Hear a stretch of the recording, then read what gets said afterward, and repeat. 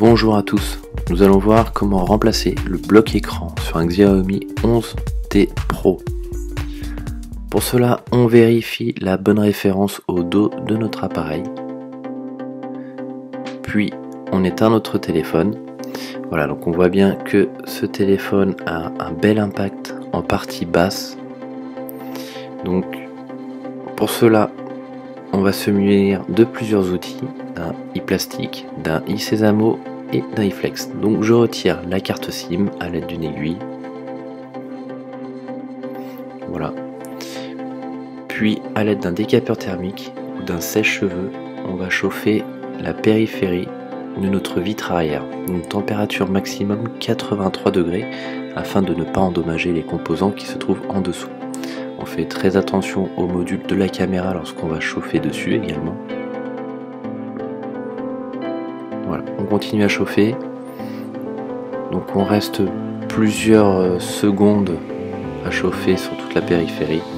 Voilà, donc là on va utiliser notre i-Flex, qui est un outil métallique que l'on va insérer dans l'angle de notre vitre arrière comme ceci, et à l'aide de notre i-plastique, on va l'insérer à la place de notre i-Flex. Donc ce i-plastique va nous permettre de cisailler l'adhésif qu'il y a en dessous sans endommager le châssis et surtout sans abîmer notre vitre arrière. La vitre arrière, c'est de la peinture, vous pouvez très vite la rayer ou l'endommager si vous utilisez quelque chose, si vous utilisez un i-Flex métallique. Voilà, donc si vous voyez que vous avez du mal à démonter et à cisailler votre adhésif, il vous faudra tout simplement chauffer un petit peu plus avec votre décapeur thermique. Voilà, donc là j'ouvre en portefeuille très légèrement mon arrière. Je vais utiliser ensuite un tournevis cruciforme et je vais retirer toutes les vis qui se trouvent en partie basse. Vous allez voir, vous avez un petit poinçon orange qu'on va percuter, voilà, sur celui-ci. En fait, c'est tout simplement le poinçon de garantie. Une fois que vous aurez percuté ce poinçon, vous n'aurez plus de garantie sur votre appareil. Je vais maintenant retirer le module haut-parleur. Vous voyez, à l'aide d'une pince Bruxelles, je vais libérer les deux antennes coaxiales qui se trouvent sur le côté, donc une antenne blanche puis une antenne bleue. Je vais également retirer les vis cruciformes qui se trouvent en partie haute, qui maintiennent mon support de carte mère. À l'aide de ma pince Bruxelles, je vais retirer le support en plastique, comme ceci. Donc on vient d'éclipser sur les côtés, on vient retirer la nappe qu'il y avait sur le dessus. Voilà. Donc là, on va maintenant utiliser notre spudger, un outil en nylon. On va déconnecter la batterie sur la partie droite et la batterie sur la partie gauche. Donc si vous avez deux connecteurs sur la batterie, bien pensez à bien déconnecter les deux. Là, je vais retirer l'isolant en cuivre qui se trouve sur les nappes de mon écran et de mes nappes d'interconnexion. Donc on fait très attention à ne pas la déchirer, elle est très importante cette nappe, ça nous permet d'isoler. Vous voyez, et elle est maintenue sur le connecteur de la batterie à gauche. Une fois qu'on a retiré nos connecteurs, on va poursuivre avec le connecteur d'interconnexion, celle de notre bouton power, celle de notre écran et celle de notre NAT charge. Donc on fait très attention de ne pas endommager la carte mère lors de l'extraction. Voilà, on vient légèrement faire levier avec notre spudger en partie haute et tirer tout doucement sur le côté nos deux coaxiales qui sont bloquées sur le châssis de l'écran. Donc à l'aide d'une pince Bruxelles, je vais les retirer. Donc on aurait très bien pu retirer le coaxial sur la carte mère pour l'extraire sans les antennes. Cette technique là vous permet d'éviter d'endommager tout connecteur du coaxial sur la carte mère. Voilà. On va ensuite basculer le connecteur d'éclipser comme ceci, celui de l'écran, celui de la nappe d'interconnexion en bas sur notre nappe charge, et on va retirer l'interconnexion également. On va ensuite faire levier et retirer le PCB de charge qui se trouve en bas. Donc on va en profiter pour nettoyer notre USB-C avec une brosse à dents et de l'alcool. Vous pouvez nettoyer toutes les petites poussières. Je chauffe maintenant le devant de mon écran afin de pouvoir décoller plus facilement la batterie. La batterie, pareil, on ne la chauffe pas beaucoup, toujours à une température de 83 degrés. On vient juste balayer la surface de l'écran pour chauffer et dissoudre la colle qui se trouve en dessous de la batterie afin de pouvoir l'aider à se décoller. Vous avez vu, vous avez des petites languettes sur les côtés, généralement elles cassent lors du démontage. Je vous conseille cette spatule verte ou une autre spatule en plastique qui vous aidera à décoller votre batterie. Donc c'est vraiment la partie la plus complexe, le but étant de ne pas déformer la batterie et surtout de ne pas la perforer lors du démontage. On va maintenant retirer l'adhésif qu'il y avait en dessous de notre batterie afin d'accéder à la nappe d'interconnexion qui se trouve en dessous. Voilà, on décolle la nappe, attention à ne pas la déchirer, elle est très importante puisqu'on va la réutiliser dans notre nouvel écran. On poursuit la réparation. On va maintenant retirer l'empreinte qui se trouve en bas de notre écran. Donc pareil, on chauffe très légèrement devant et derrière de notre module d'empreinte. Température 80 degrés. Puis à l'aide de notre pince, on va la soulever et la décoller gentiment.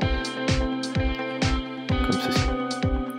Voilà, on poursuit également sur la partie haute avec notre caméra arrière. Donc les caméras, on évite de les chauffer. Et le module de caméra avant. Donc vous avez voilà, le contacteur qu'on vient décoller tout doucement et on vient récupérer le module. Attention à ne pas mettre les doigts sur l'objectif. On prend maintenant notre nouvel écran donc, que vous retrouverez sur notre site internet www.atelierhightech.com, écran 100% d'origine de chez Xiaomi qui est déjà pré-monté. Vous voyez, vous avez déjà les boutons sur les côtés. Vous avez juste maintenant à remettre tous les modules que vous avez démontés précédemment. Donc là je retire tous les adhésifs de protection qui se trouvent sur mon nouveau châssis. Attention lorsque je retire cet adhésif de ne pas arracher la nappe de l'écran en partie basse. Je continue à retirer l'adhésif de protection de mon empreinte. Et tout de suite je remets mon empreinte afin de ne pas laisser y déposer de la poussière dessus. C'est très sensible comme appareil. Donc maintenant je remets le module de mon appareil photo en partie haute, je remets bien mon contacteur. Voilà, on va maintenant retirer les adhésifs central et on poursuit avec le module de la carte mère. Donc on vient positionner comme ceci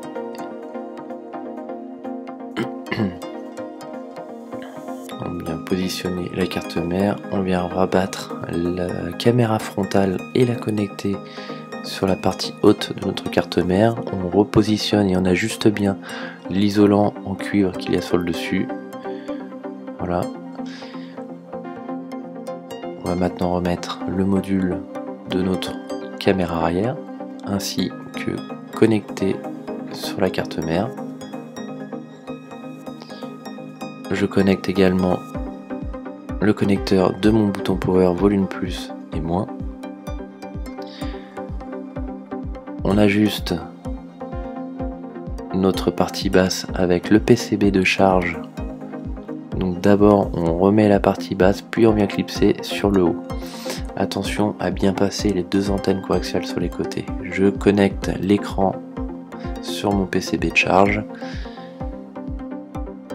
Voilà, on passe bien l'antenne, c'est ce que je vous disais, bien passer les deux petites antennes en dessous de notre connecteur de charge. Vous voyez, ça c'est très important lors du remontage. Si cette étape est mal faite, lorsque vous allez remonter le module haut-parleur et remettre les vis, vous risquez d'endommager les deux coaxiales. Donc bien les passer en dessous, vous voyez, vous avez en plus le chemin qui vous accompagne pour passer les deux antennes. Une fois que c'est bien remis, je connecte l'écran sur mon PCB de charge, puis je remets la nappe d'interconnexion qui vient en dessous de la batterie. Et attention à ne pas l'endommager, attention à ne pas la plier et la déchirer. Si vous l'abîmez, il vous faudra recommander une nouvelle nappe et vous ne pourrez pas vous servir de votre téléphone pour le moment. Voilà, on vient connecter sur la carte mère, comme ceci. Puis, une fois qu'on a fait cette étape, on va reprendre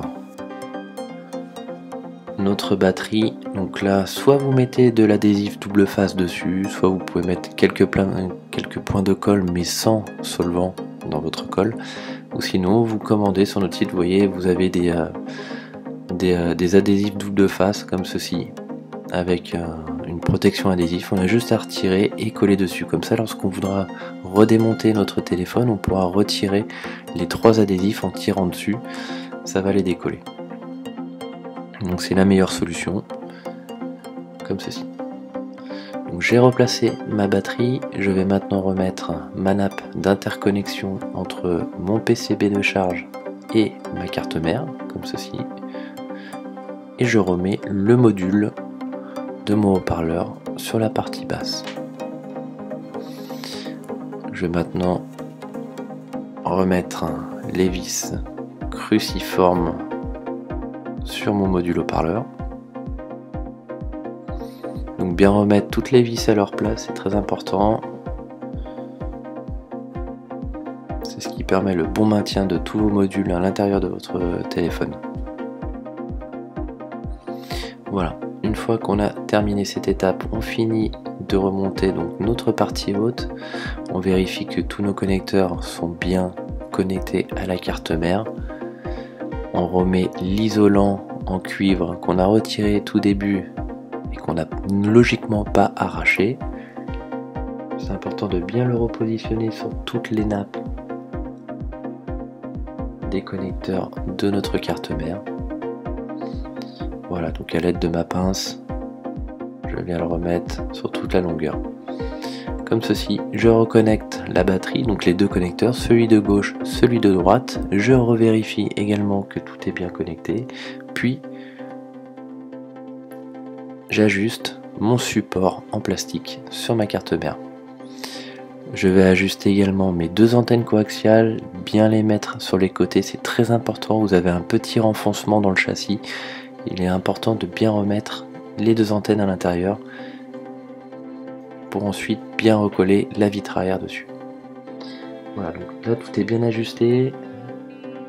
On vérifie les clips, puis on remet toutes les vis cruciformes en partie haute à l'aide de notre tournevis.